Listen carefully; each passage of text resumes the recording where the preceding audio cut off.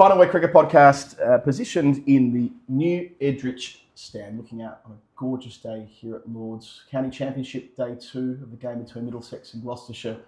About to start, it's the 25th of September, right at the end of the season.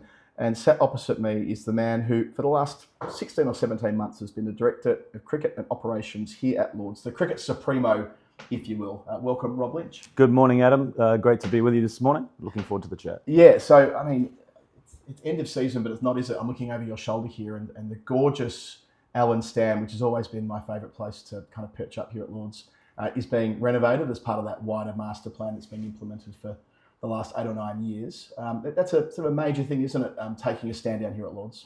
Look, absolutely.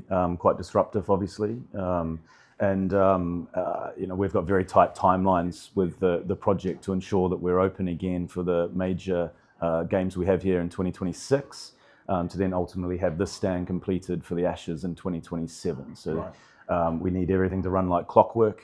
It's a project that's been in planning now for near on 3 years itself. And we're very excited to add, what will be another amazing stand here at the home of cricket. It's always been the smallest one. It's part of its charm, I suppose. It's a dinky little thing that sits between the gorgeous old pavilion and the tavern stand, which kind of comes next in the grand plan, I suppose. Yeah. But what does it mean as far as attendance? What will it swell the attendance? So it swells the attendance not by that much, and obviously it's a members stand primarily as well. So we're going to have around 200 more seats in the stand itself. Which doesn't seem like a lot, but will give us a lot of extra coverage on our major match days when there's extreme pressure in our members' areas. It adds another floor as well, and we'll give Middlesex their beloved Middlesex room back in a more modern capacity. But it's a stand that has a lot of affection, I suppose, with a number of our members, and that sort of angle of the ground is somewhere where a lot of influential members, if you like, with strong views, like to sit. So when it's complete, I think it will just sort of add another dynamic to this amazing architecture in this ground. So I mentioned, I mean we're in the new Edrich right now. The Compton across the way, these stands went up during the pandemic. Yeah.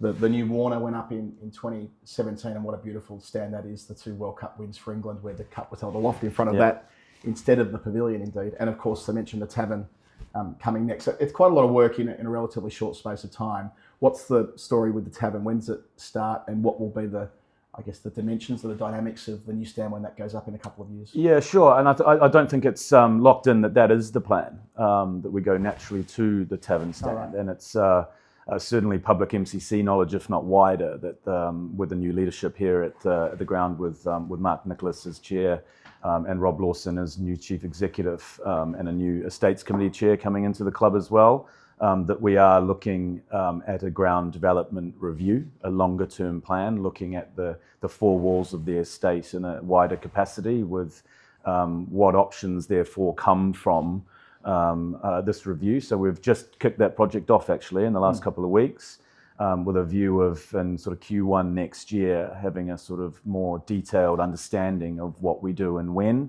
But I think naturally, obviously, the tavern is very much in the mix of that conversation. It's when you then think of the completed Allen and then look around the ground, it's the obvious stand that now needs to be rebuilt. And also, I'm of the firm view that with the game changing as it is, globally, and expectations of players and fans of facilities is huge. Look at what the Oval's done over the winter, and the facilities that they've put in place there, which are fantastic, amazing indeed. So, we need to factor in how we modernise this ground, as well as from a practical sense, as well as just make very beautiful buildings for people to come and watch cricket, so to speak. It's quite interesting because the artwork that's gone out for what will be the redeveloped tavern stand is out there quite widely, and I think there's an expectation that it is next. So you're saying that there's a pivot here, there's a pause in play, if you like, when making sure that that's the next step. So it's a bit of a diversion from what I think a lot of people think is coming. Yeah, look, I think that's fair.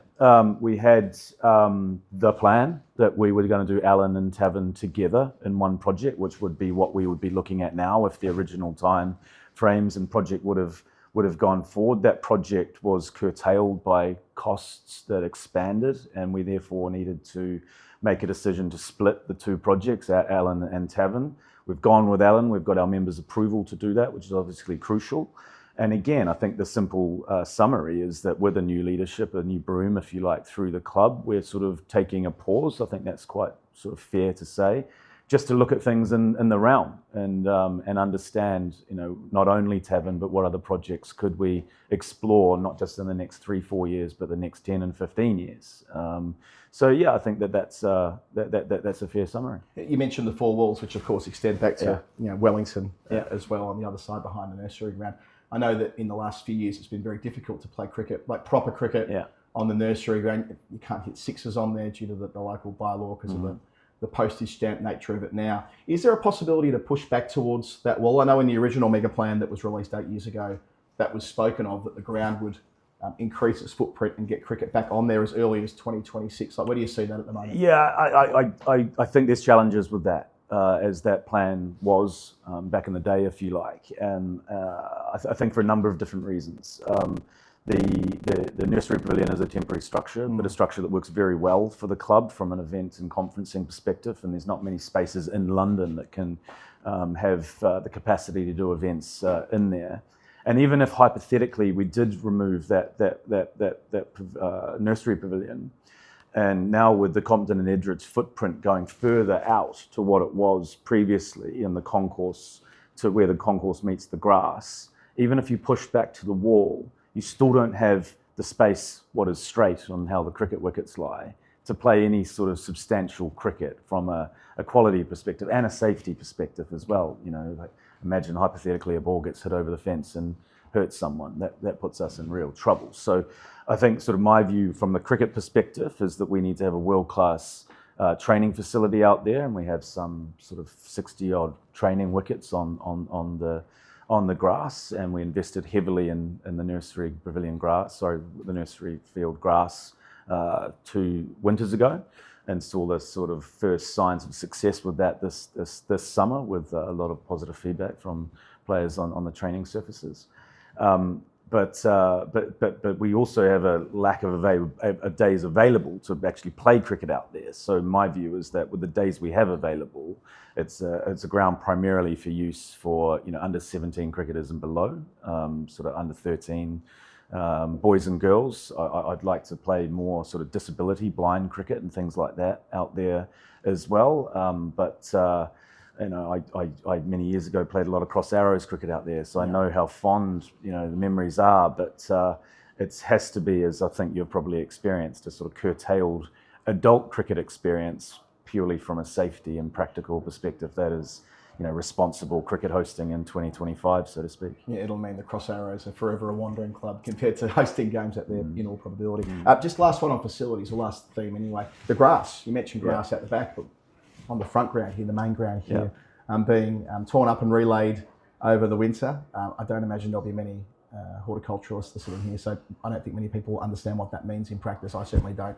When you relay a ground like this, how elaborate the project is, and I guess what does it mean in cricket terms? Because of course we see it when we're out there or watching on television, and it looks like a bowling green. Like, what's the reason why one would need to relay a surface like this? No, look, good question. And if Carl McDermott was our head groundsman was up here, he'd be able to give a sort of more scientific explanation on this. But I'll give you a sort of cricketing explanation. And now that I've said this, you'll either recall this happening or could go back to footage and find it quite easily.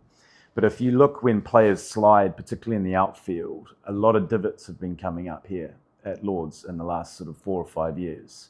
And recently, and I think it was the ODI actually, it was obviously quite soft underfoot with all the rain that we had previously. There was quite a few early in the game, people sliding on the boundaries where a lot of turf came up. And that's all to do with the level of thatch layer that we have within the grass.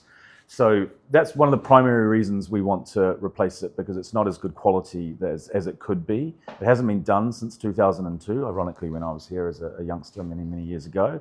The time is right for context. Wembley and Twickenham do this thing every year. So what we will be doing is ripping up about 2.5 inches of the entire outfield, minus the square block, which will be reseeding and returfing as we would every year.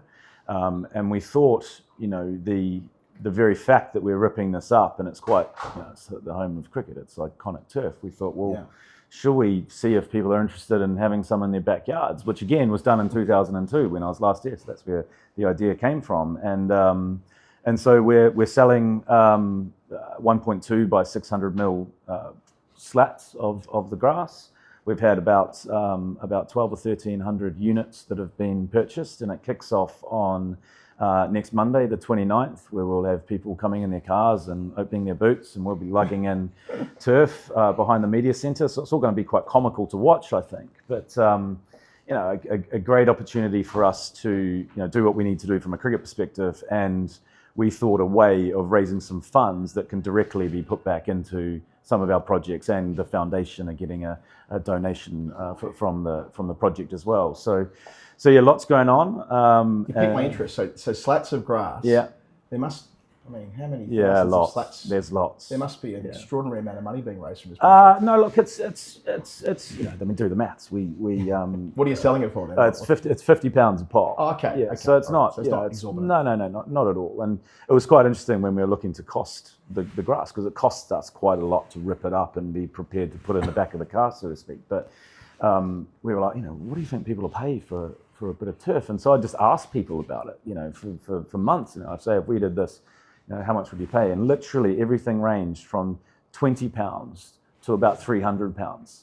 And so we didn't know how to really price it, but Charlie Price, our head of retail here, a very qualified and a brilliant colleague, we landed on this £50 and thought, right, well, let's have a crack here, because the other option is sort of throwing it in the bin, and that just seems like a wasted opportunity. So Monday and Tuesday next week, we're going to be a bit like a garden centre here at the home of cricket. True. I wish I had got in on that. I would have bought one for sure. It's not too late, mate. Not too late.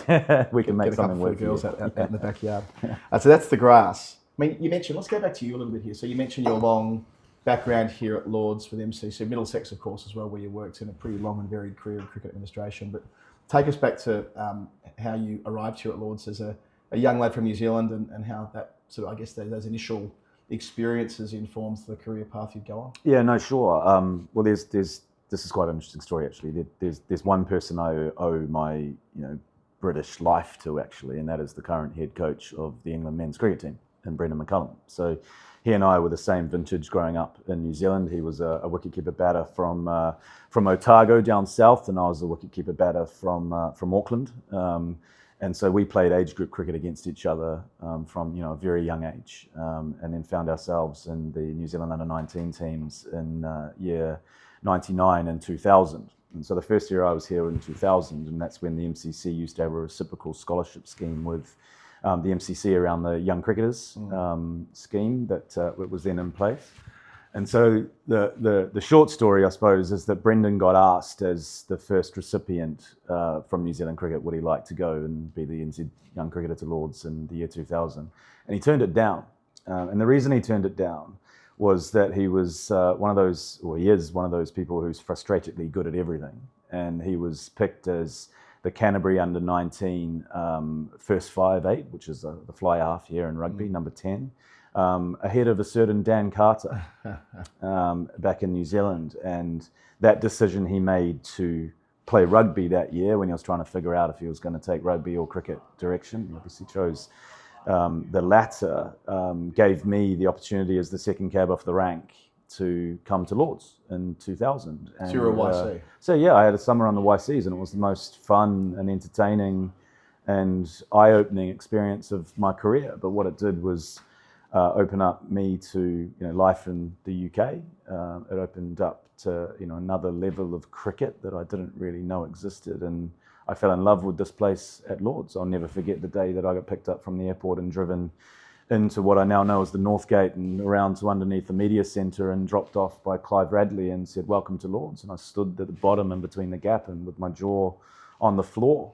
And so 25 years later, to have the now long career I've had in a few different roles here at Lords is somewhat surreal, and I always remind myself of that day that I got picked up on the airport and the feeling that it gave me, and Brendan very much reminds me often that it's all down to him. Love it.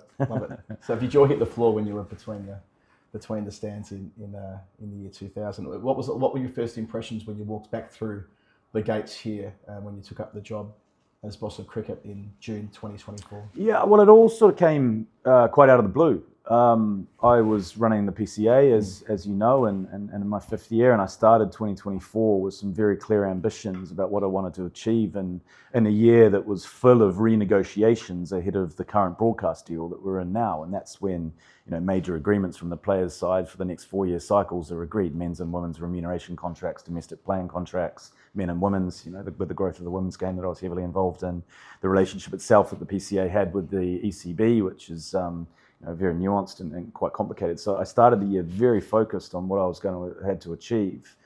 And one day got a call when I was working from home from a number I didn't recognize. So normally didn't answer, because that's generally people I'm not sure I want to be talking to.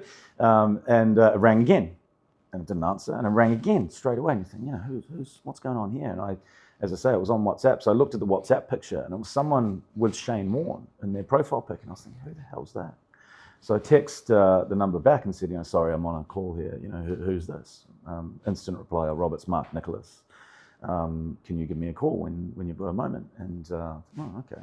This was on a Wednesday afternoon, and called him back, and he sort of explained that he was coming into the chair role of the MCC, and that he had heard a bit about me and wanted to talk to me about a role that they had, which was Jamie Cox obviously leaving to go down to the Somerset CEO role, and as I say, that was Wednesday afternoon. I was working in my office and went down to see my wife a bit later. I said, look, I've got a really weird call out of the blue. And she said, what's it about? I said, well, going back to work at the MCC.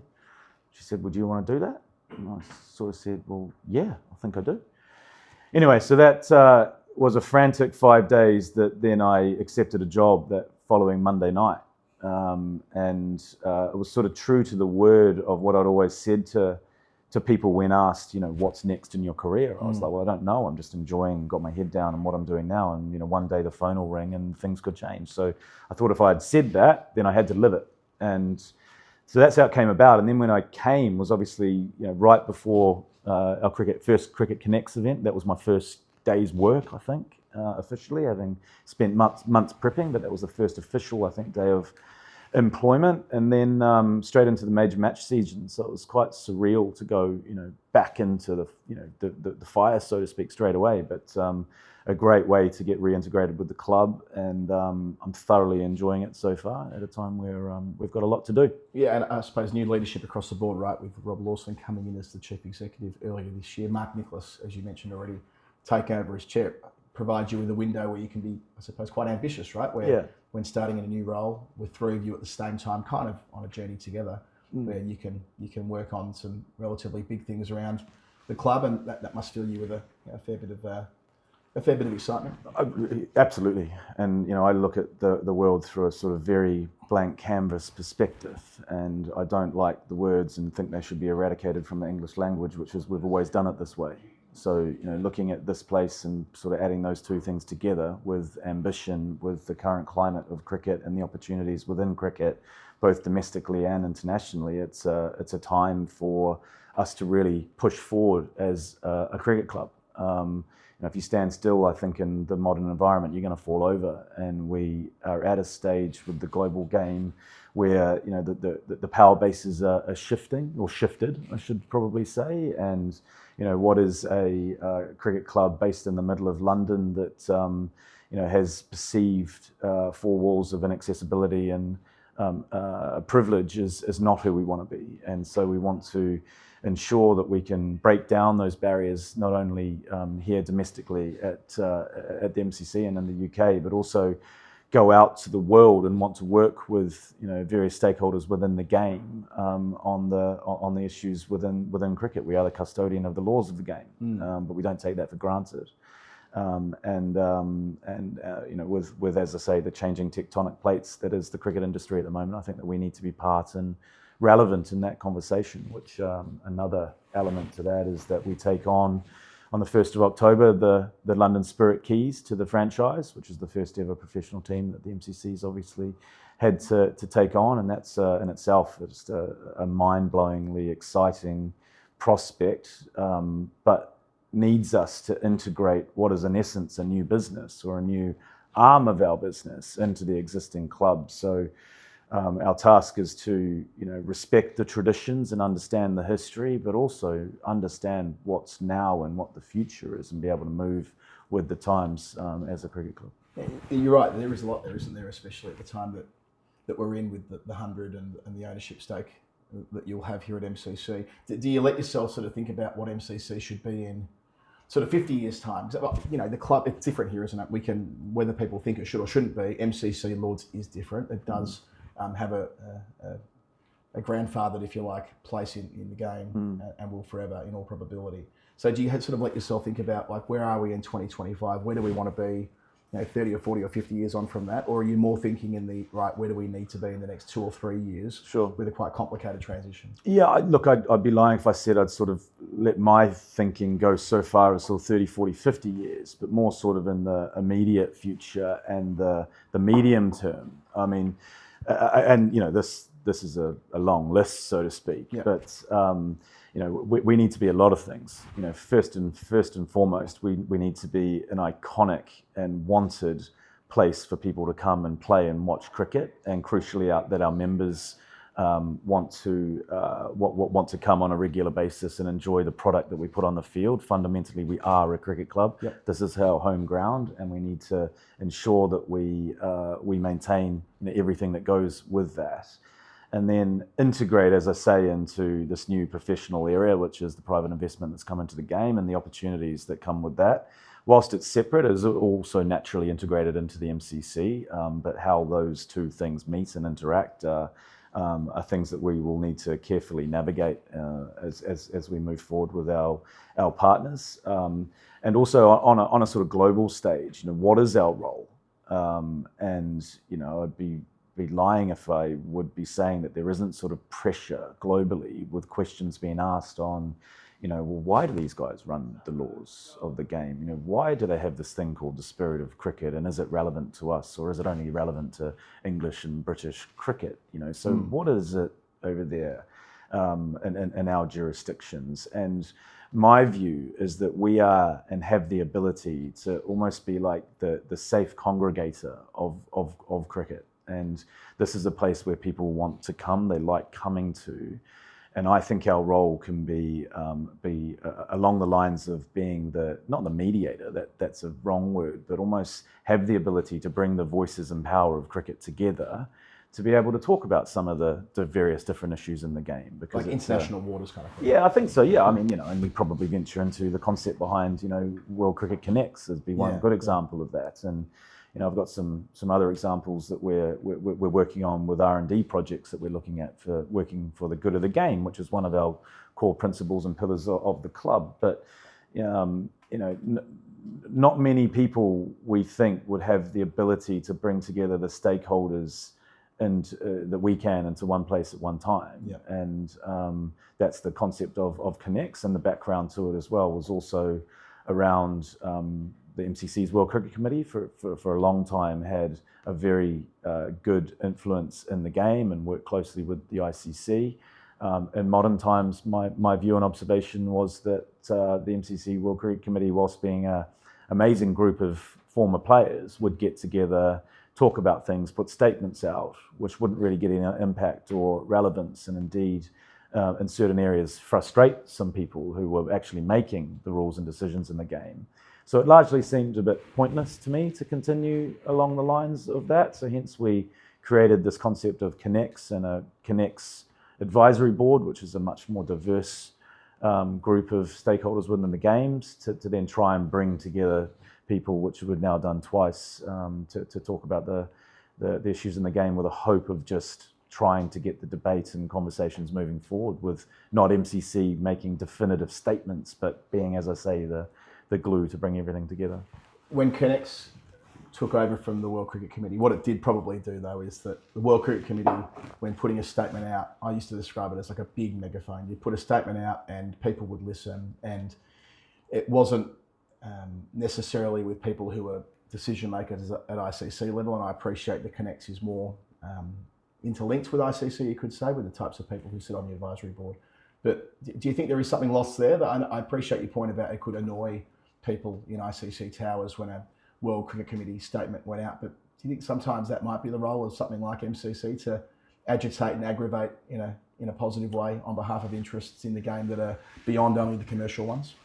Absolutely. But I don't think we need a World Cricket Committee to be able to do that. I think the more effective way of us being able to have true influence on the game and using some practical examples where decisions are made in the international men's and women's games that are on the ICC men's and women's cricket committees. Yep. And what I think was happening was, the megaphone was used, so to speak, but without some context and nuance that the ICC would have, and hence there's just a little bit of butting of heads with not really a lined up view to help. So a better way of having influence, in my mind, is ensuring the MCC has a voice on those committees, which I do and have been to the last ICC Men's Cricket Committee, and work very closely and in constant contact with Wasim Khan there, and now with Sanjog obviously in the main seat there as well. We've got a very healthy and good relationship as well. I think it's best to continue to be have positive impact through that route. But I do think, and where things are relevant to the game, that MCC can still use that megaphone. It's just ensuring we do it in the right way.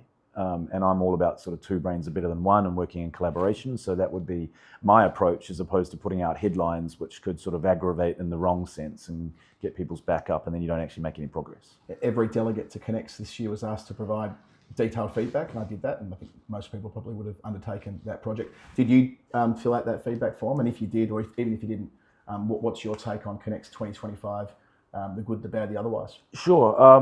Both events we've done so far have had largely overwhelming positive feedback, and I think probably two different areas.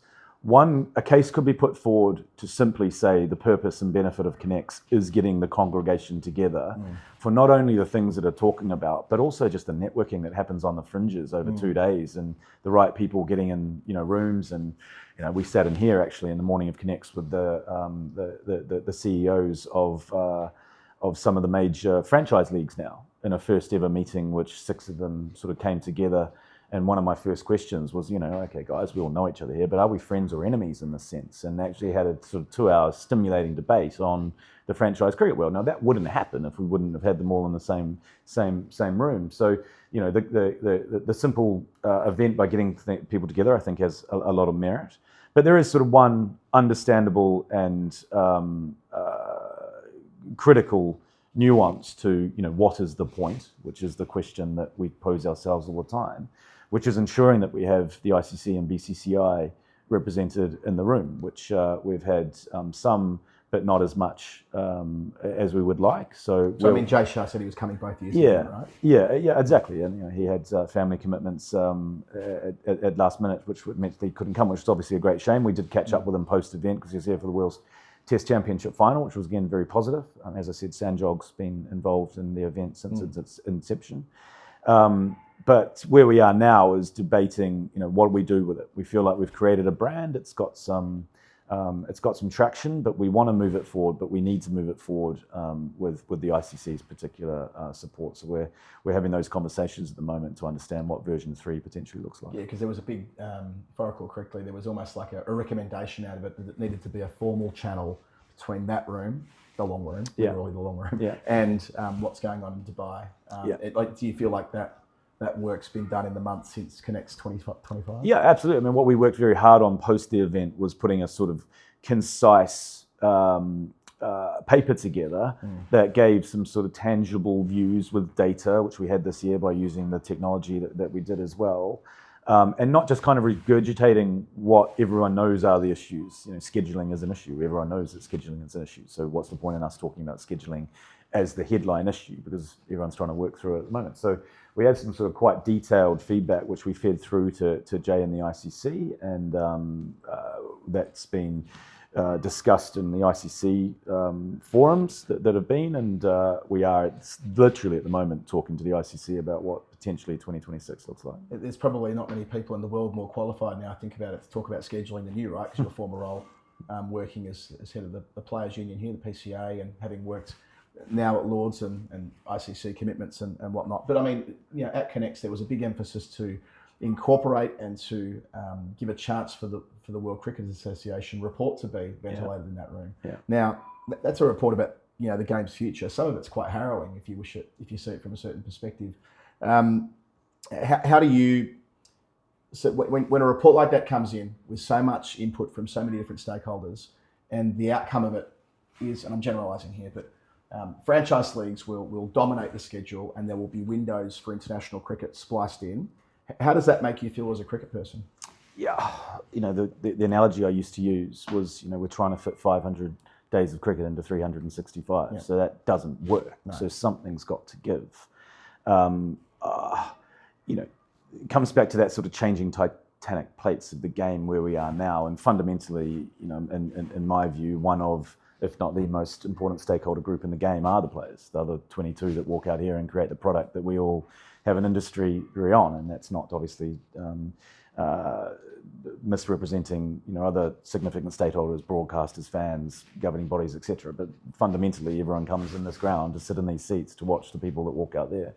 And as Ben Stokes put it a couple of years ago, they're not cars that just can be refilled. So I think on a domestic sense, I get frustrated now with the latest outcome from yet another domestic review, which in essence means there's not much change, a little bit of change to the blast. But in my last role, the players were sort of crying out for some give in the schedule, because it can be quite relentless, and that then comes at you from a perspective. You guys get paid enough to.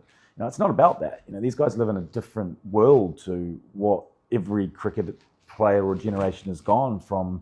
The scrutiny that you're in the public eye, the social media world, the high performance nature of their sport now. These aren't people that are just rocking up at 9 a.m. and walking out and playing cricket an hour and a half later. There's attuned athletes that are spending, a lot of time managing their bodies. And also, because of the way that the market's going, a lot of players are now a lot more attractive to different markets. And people can have their views on that, but I'd simply say to anyone, hey, if you were in your career and had opportunities to go and earn extra amounts of money through playing a slightly different part, or accessing a slightly different and new part of your industry, what would you do?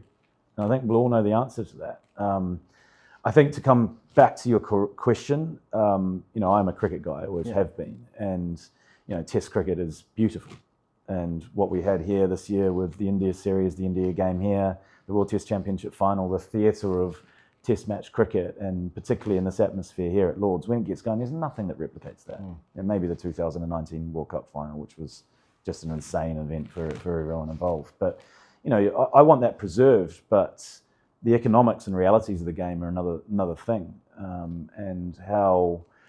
The international stakeholders now, governing bodies, bilateral cricket, ICC, their tournaments, and the growing influence of the franchise world sort of interact and work harmoniously is, I'm not sitting here with solutions to it, because it's very, very complicated. But I do support the Windows concept. I think that's the only concept, but I do also think that many more players, as the game evolves and continues to grow financially, there'll be more independent contractors who move around the world, not bound to the NOC world or the central contract world. I was with Kane yesterday. There's now 5, I think, New Zealand players who have turned down their central contracts, growing from 2. So sadly, not so much in economies like England and Australia and India, where the central contracting enticements are good and match payments are good, but in other markets where they're not, you can see a direction of travel. And I say that with an element of sadness. Yeah, I mean, it's a multi-speed economy,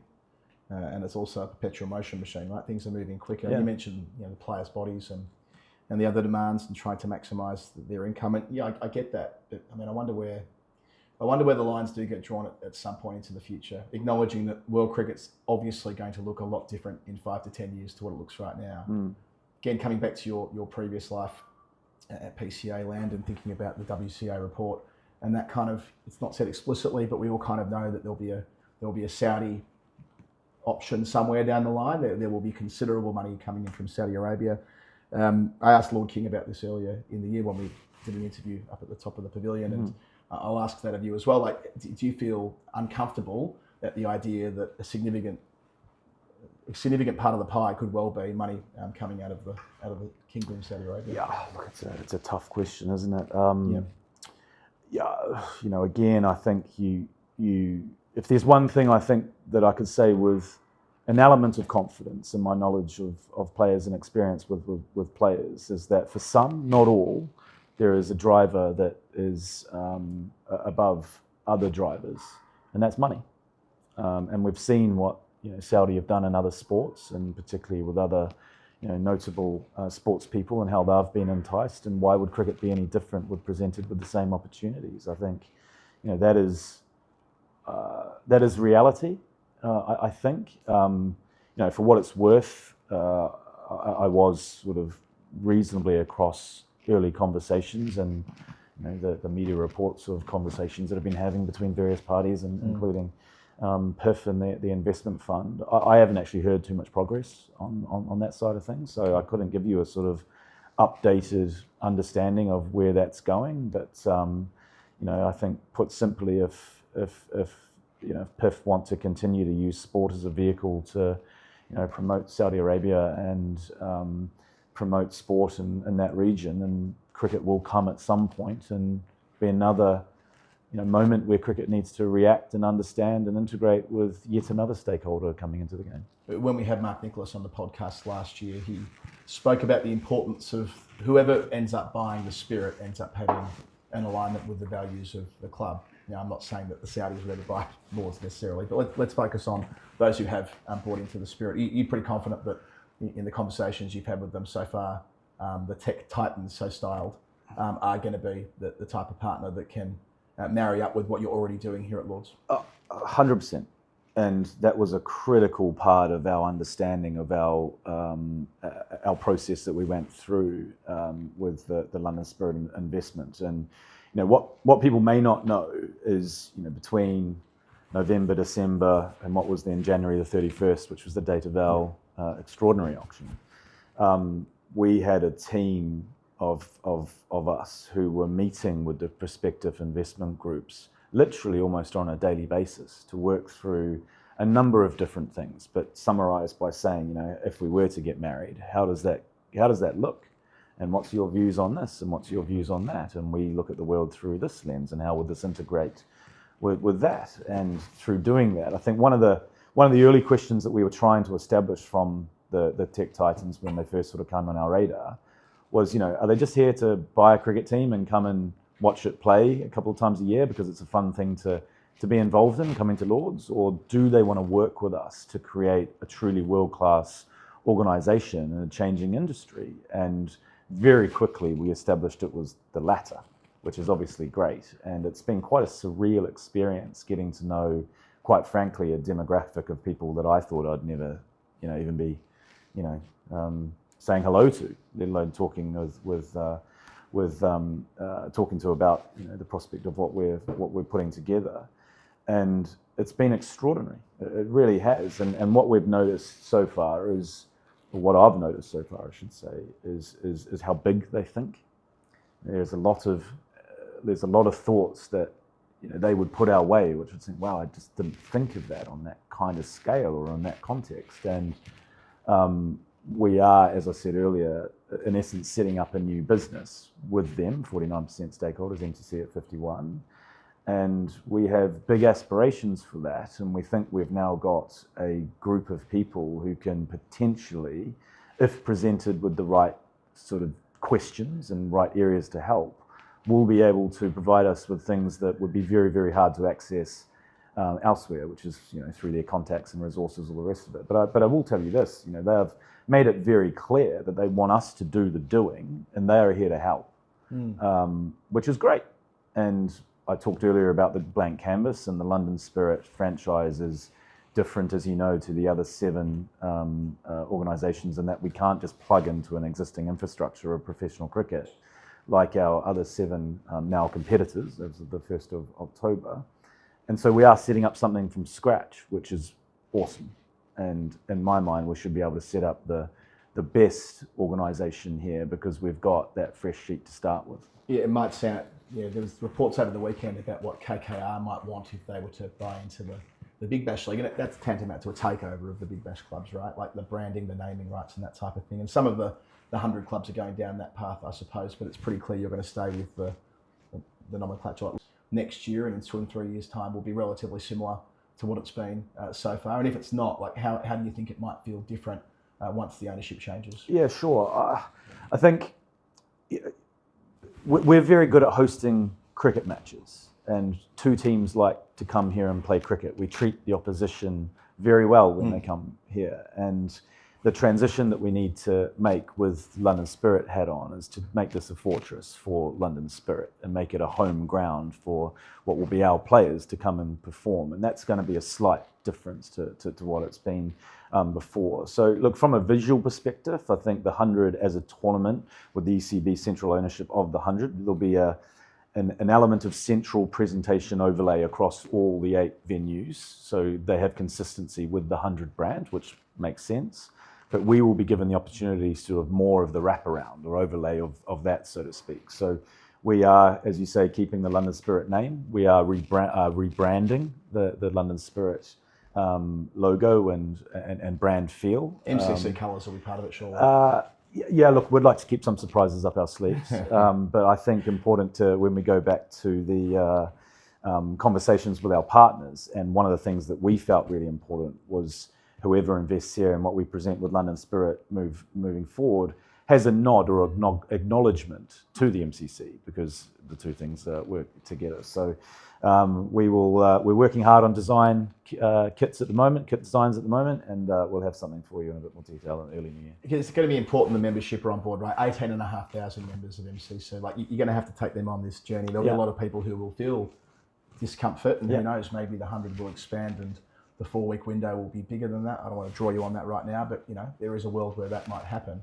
If you don't have the members on board and signed up to the look and feel of this, it could get difficult from an administrative perspective. Yeah, look, without doubt. And from day one of the 100 negotiations, we committed to our members to be very open and transparent with them every step of the way, which we feel we've really done, and consulted with them, and in essence to make any major changes to the construct of how it's all put together, we need our members' approval anyway. So, so that's the reality, and rightfully so. But I think Mark and Lord King in particular have done an outstanding job of consultation and opportunities for our members to come forward with their views, and we've done a lot of that over the last year or so.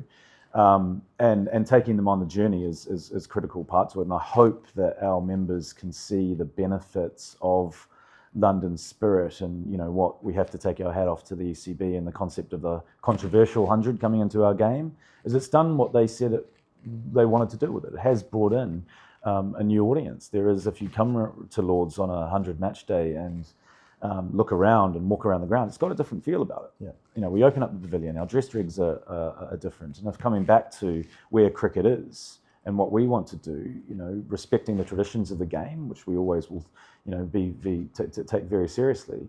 But this is a great opportunity to modernise and, bring more boys and girls into the ground, bring more families into the ground to enjoy the London Spirit cricket, and hopefully that is a gateway in which they'll engage with more cricket here at the MCC. So the two things need to work in parallel, and I'm pretty confident that whilst with our membership we will also always be challenged and understand that's part of the gig, so to speak.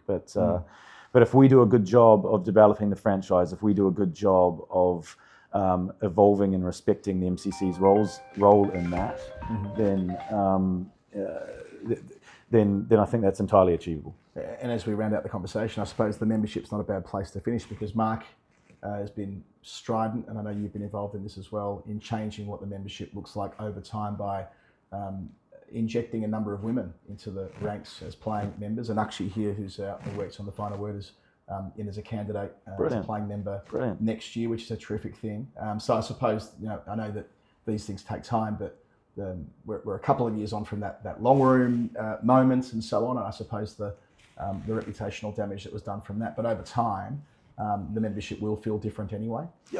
Yes, and I can say with a lot of authenticity that the current management and leadership of the club, really wants to try and improve on our diversity across the board, both culturally and critically with our female membership as well. We've got a lot of initiatives that we're looking at the moment to try and address that. It's not simple.